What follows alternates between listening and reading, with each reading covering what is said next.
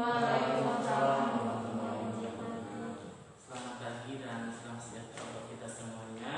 Amin. Untuk mengawali kegiatan kita pada hari ini, marilah kita sama-sama berdoa menurut agama dan kepercayaan masing-masing. Berdoa dimulai.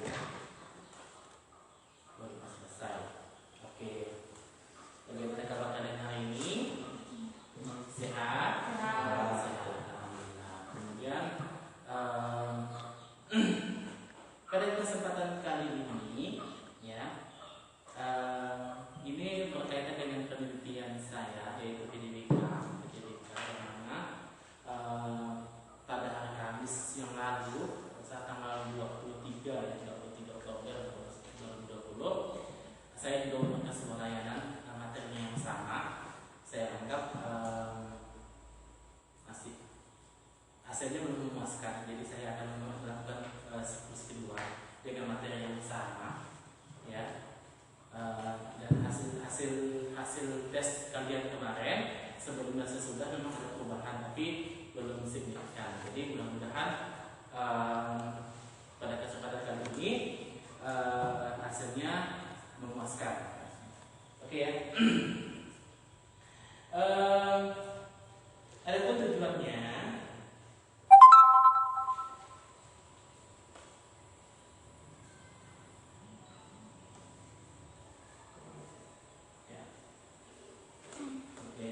materinya itu upaya mengulangi kesulitan belajar. Kemudian ada kerangka layanan yang di sini upaya mengulangi kesulitan belajar siswa. Juga layanan belajar pribadi, strategi layanan bimbing klasikal, aspek perkembangan pribadi. Kemudian modalnya project based learning dan curah pendapat serta diskusi. Medianya dan alatnya itu nanti akan ini ditampilkan PPT, ya, PPT. PowerPoint, kemudian video yang mana nanti kita akan menganalisis. Sasarannya adalah kelas 12. Kemudian tujuan layanan yang pertama, peserta didik atau konselor dapat mendiskusikan apa saja yang menjadi kesulitan belajar siswa. Kemudian peserta didik dapat mengklasifikasi upaya dan mengurangi kesulitan belajar siswa. Kemudian yang ketiga adalah konselor dapat menyimpulkan upaya apa saja yang dapat dilakukan dalam mengurangi kesulitan belajar siswa. Kemudian sebelum kita ke materi, ya, saya akan membagi kalian menjadi beberapa kelompok. Sebesar 3 kelompok saja, kelompok 1, kelompok 2, kelompok 3. Oke, kelompok 1, kelompok 2, kelompok 3, dan kelompok 4. Oke. Kemudian sebelum kita memulai acara kita pada hari ini, mari kita sama-sama menyanyikan lagu Satu Nusa Satu Bangsa supaya kita lebih semangat. Silakan berdiri. Silakan berdiri semuanya. Ya. Silakan. Sama Mbak Herlina. Herlina boleh ke depan, kan?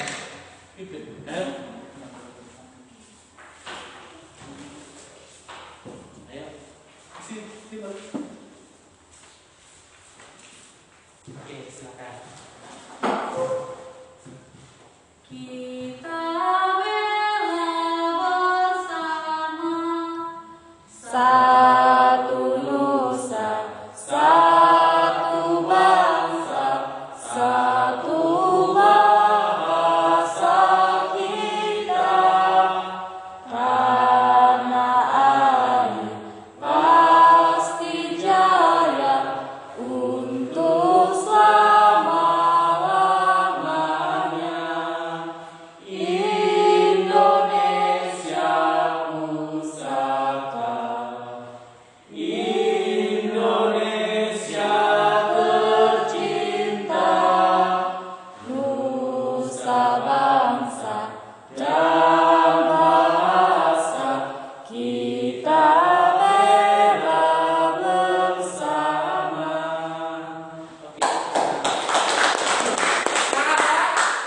Semangat, semangat ya. Semangat.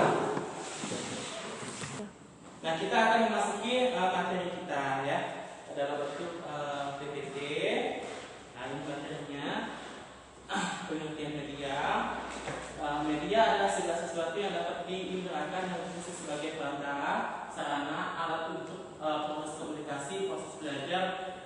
Ini Charles Ahmad Rohani. Kemudian media adalah segala sesuatu yang dapat digunakan untuk menyambungkan kesebenarnya pengirim ke penerima sehingga dapat merangsang pikiran, perasaan, perhatian dan minat serta perhatian siswa sedemikian rupa sehingga proses belajar terjadi. Kemudian media adalah segala sesuatu yang dapat menyampaikan dan menyambungkan pesan dari sebuah secara terencana sehingga tercipta lingkungan belajar yang kondusif di mana penerimanya dapat melakukan proses belajar.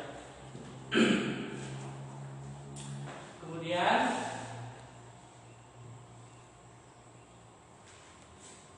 tiga. Oke, kita lanjutkan. Di sini kemudian anak sendiri sebagai sebuah masalah ya. Pengalaman-pengalaman pahit anak di waktu kecil, terutama yang dihayati secara tidak sadar, dapat membekas pada sikap dan pribadi anak di kemudian harinya. Nah, ini perilaku anak di masa kecil itu yang akan tugas-tugas perkembangan di masa kecil yang belum terpenuhi itu dapat berpengaruh di masa akan datang ya. Kemudian kegagalan dan atau kekecewaan yang terus-menerus dan menggoncangkan ego si anak dan menyebabkan anak kehilangan kepercayaan pada diri sendiri. Nah, misalkan kegagalan atas sesuatu tugas perkembangan di masa lalu ya, jika terjadi secara terus-menerus itu akan mempengaruhi kepercayaan diri anak. Misalkan waktu masih kecil anak itu mengalami sesuatu peristiwa yang misalkan kekerasan terhadap orang tuanya yang orang tuanya lakukan kepada dirinya, itu juga mempengaruhi kepercayaan diri si anak. Kemudian tujuan yang tidak sesuai dengan bakat dan kemampuan anak membawa kepada kegagalan atau perasaan gagal dalam hidup anak. Nah, inilah materinya dan kita akan memasuki video ya. Silakan nanti kalian tonton videonya, kemudian tonton videonya dan analisis. Oke, ini ada video ya. Ini video yang pertama. Silakan kalian cermati dan analisis ya. Nanti kita akan buka sesi tanya jawab.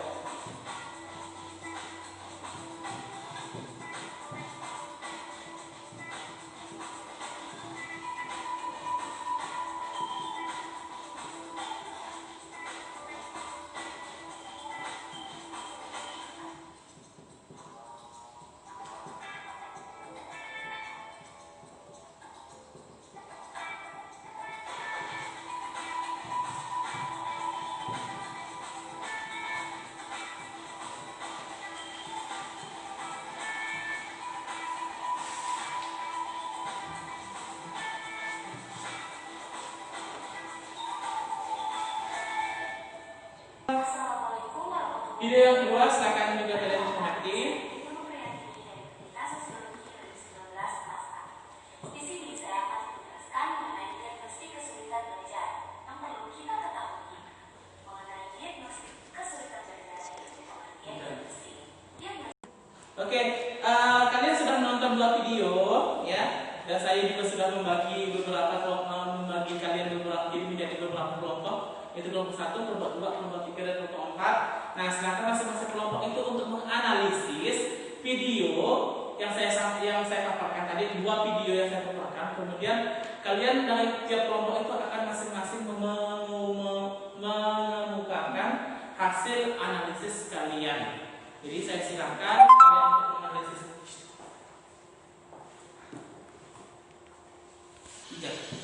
Nah, kalian sudah melakukan sebuah proyek tadi ya, yang saya sudah menganalisis, kemudian ada mencari menyelesaikan sebuah proyek yang saya tugaskan kepada kalian. Nah, kira-kira kelompok 3 siapa yang bisa menjelaskan pengertian media? Silakan. Pengertian media adalah segala sesuatu yang dapat diindra dan digunakan untuk menyalurkan pesan dari sumber secara terencana sehingga dapat merangsang pikiran, perasaan, perhatian, dan minat serta perhatian siswa. Segala proses belajar terjadi secara efisien dan efektif. Terima kasih. Oke, tepat sekali. Tepuk tangan buat kelompok tempatnya. Oke, kemudian apa sih sebenarnya kelompok 2, kesulitan belajar itu sebenarnya apa sih? Kesulitan belajar adalah sesuatu yang menghambat, merintangi, atau mempersukat seseorang di dalam usahanya mencapai tujuan. Sekian. Oke, tepat sekali ya. Itu kemudian faktor-faktor yang menyebabkan kesulitan belajar itu apa saja sih? Kelompok 1, oke, kelompok 1. Silakan kelompok 1. Faktor yang menyebabkan kesulitan dalam belajar yaitu yang pertama ada faktor internal, yaitu faktor yang berasal dari dalam diri siswa. Seperti yang pertama kurangnya rasa ingin tahu, yang kedua tidak adanya kesadaran untuk belajar, dan yang ketiga rasa malas dari dalam diri siswa itu sendiri. Selain itu ada faktor eksternal yang berasal dari luar diri siswa, yaitu yang pertama adanya pengaruh dari teman sekitar, yang kedua pengaruh dunia teknologi sehingga membuat seseorang menjadi malas, dan yang ketiga adanya perilaku yang membosankan dari para guru seperti cara belajarnya. Sekian, terima kasih. Oke, tepuk tangan saya tepat sekali. Nah, kira-kira kelompok apa yang belum? Kelompok 4 ya, kelompok 4. Kira-kira seseorang yang mengalami kesulitan belajar itu menunjukkan gejala-gejala seperti apa sih? Ciri-cirinya sebagai berikut: sering bolos sekolah ataupun malas. Yang kedua, emosionalnya kurang baik ataupun tidak terkontrol. Dan ketiga, prestasinya tidak menonjol dan lain sebagainya. Iya, tepat sekali. Jadi seperti itu ya, kalau ada siswa yang mengalami gejala kesulitan belajar itu biasanya seperti itu. Nah, oke ya, dari materi melalui PowerPoint kemudian video yang saya tayangkan tadi, menurut kalian juga sudah mengungkapkan hasil analisis yang menjadi sebuah proyek kalian. Silakan kalian simpulkan, ya silakan kalian simpulkan proses pembelajaran apa saja yang kita dapat selama proses pembelajaran ini. Silakan.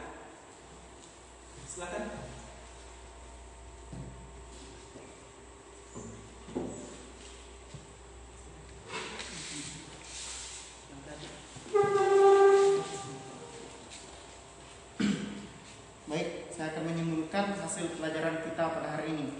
Dapat kita simpulkan bahwa proses pembelajaran ini untuk meningkatkan prestasi kita di masa pandemi ini.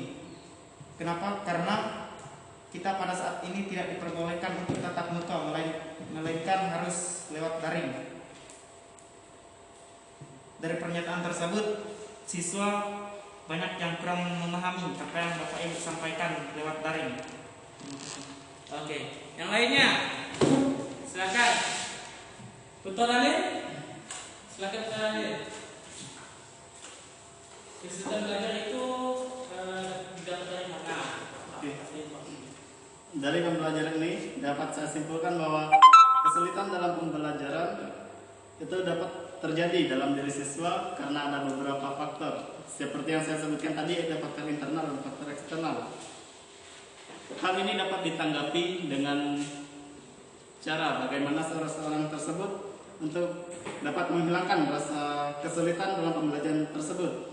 Contohnya, untuk mengurangi kesulitan dalam belajar dapat dilakukan banyak hal sesuai kemauan diri masing-masing. Seperti ada orang yang akan lebih mudah belajar apabila dilakukan sambil mendengarkan musik. Dengan menemukan cara belajar yang tepat, maka seseorang siswa akan lebih mudah dalam belajar. Terima kasih. Oke, lengkap sekali kesimpulannya ya. Jadi pada hari ini kegiatan pembelajaran pada hari ini kalian sudah menyimpulkan kegiatan belajar pada hari ini. Nah, Bapak sudah menyiapkan angket ini ya, angket dalam proses pembelajaran ini akan kalian bahas dalam mempelajari materi pada kali ini. Akan tidak nanti saya akan berikan sudah disimpulkan. Jadi sebelum kalian mengisi, saya kasih waktu untuk pertemuan kali ini. Saya akhiri cukup sampai di sini. Untuk kegiatan yang akan datang nanti akan saya sampaikan di grup WA-nya. Oke ya, saya akhiri.